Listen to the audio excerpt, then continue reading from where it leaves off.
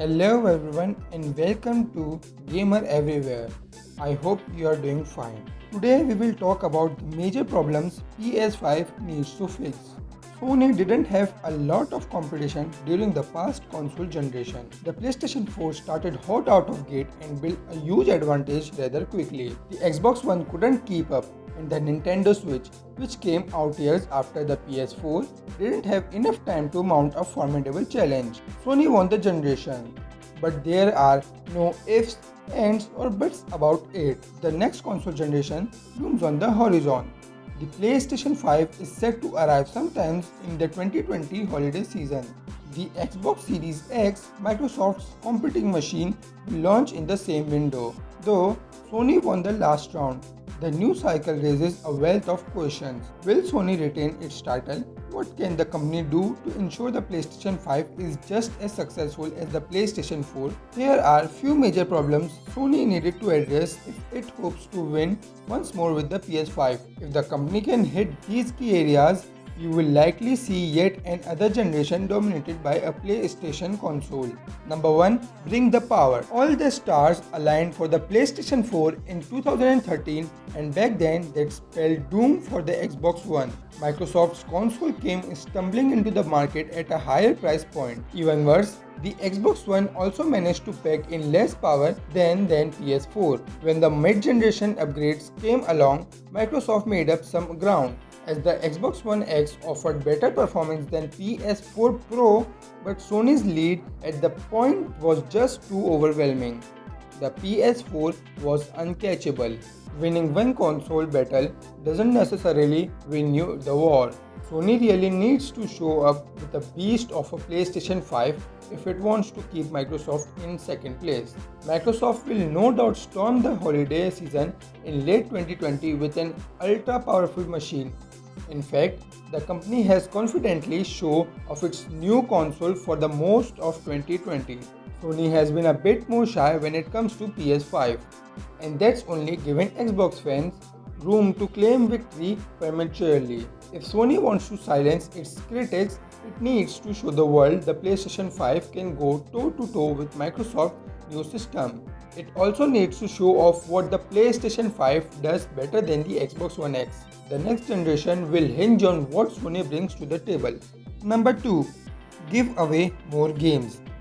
Believe it or not, the whole free game phenomenon players benefit from today was actually started by Sony in the PlayStation 3 era. Back then, the company started giving away free titles with a PlayStation Plus subscription. This move forced Microsoft to follow suit with Xbox Live's game with Gold program, and when the PS4 and Xbox One arrived, the free games kept on coming. Along the way, unfortunately, the PlayStation Plus offering lost a whole lot of its value. This is something Sony needs to rectify when the PlayStation 5 launches. When Sony chopped PS3 and Vita games out of PlayStation Plus in 2019, it essentially made the subscription half as useful. Sony was giving away at least 4 games a month prior to that shift. Afterwards, that number permanently dropped to 2, and Sony's paying customers definitely noticed. If Sony wants to make things right with the PlayStation Plus subscribers, and at least with Microsoft's 4 free games per month, whether that means giving away 4 PlayStation 4 games after the PS5 launch or tossing some new PS5 titles into the mix, it's something that really should happen. Otherwise, Sony will allow another box to be checked in the Xbox Series X column. Number 3. Take PlayStation Now to the next level. In the ever-expanding lineup of Sony's products and services, PlayStation Now remains one of the bigger question marks.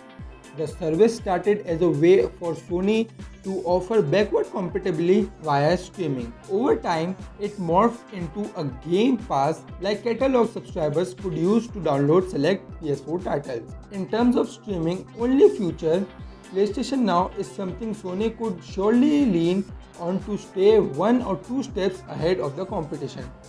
But streaming isn't exactly ready for the prime time, which means Sony really needs to make PlayStation Now attractive to customers well now. And how it can do that? By embracing those Game Pass like elements and going even harder in that direction. Sony doesn't need to drop new exclusives into PlayStation Now on day one, and it's highly unlikely the company would want to, but it can make the service a repository for all PS4 and PS5 exclusives that have out a certain amount of time. Why not add Horizon Zero Dawn and God of War to PlayStation Now permanently? Why not add games like The Last of Us Part 2 after a year or 2 years? If Sony made a move like this, you can be fairly certain PlayStation Now would have a lot more subscribers. Number 4. Talk about PSVR for crying out loud. By all accounts, PlayStation VR was a massive success for Sony. The headset itself sold several million units, and Sony's willingness to embrace the technology helped it stake a claim in the wider virtual reality market. Based on that, you might assume the PlayStation 5 would lean heavily into VR to ensure Sony remains competitive in the space. Unfortunately, after a year or two of reasonable support, Sony's gone somewhat quiet on PlayStation VR. First-party development for the platform has failed off in the lead up to the PlayStation 5, and Sony hasn't said much about VR at all with regards to its upcoming next-gen console. That is deeply concerning. Sony has a huge advantage over Microsoft in the VR space at this moment in time.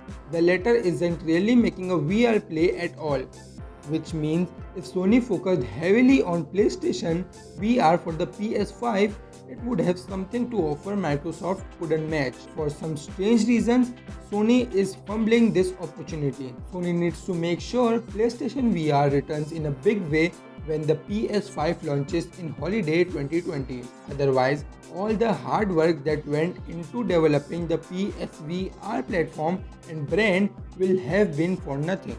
Number 5. Improved PlayStation Network. PlayStation Network has come a long way since its pretty terrible launch years ago. Remember when PSN would go down for seemingly no reason at all? Remember when hackers held the service hostage for weeks? Remember when you couldn't even change your PSN username? Yes, all of those were the reality at one point. But Sony put the work in it and made PSN better. For that, it deserves some praise. There are still problems with PSN, however, and one of those major issues has to do with the network's download speeds. For some reason, Sony hasn't quite been able to boost downloads on PSN, and that has the kind of impact you might expect. Players aren't able to download games as quickly as they'd like. Those hoping to both buy and play a game in the same evening often find they are not able to do so with larger titles. Those settings up a new PS4 and find it takes entirely too long to re-download their libraries. Slow download speeds have been a complaint among PS4 owners for several years now, and Sony hasn't done much to address that particular criticism. If the company hopes to give PS5 customers a good experience, especially since next-gen games will undoubtedly be larger, some at Sony really needs to figure out why downloads move at snail's pace.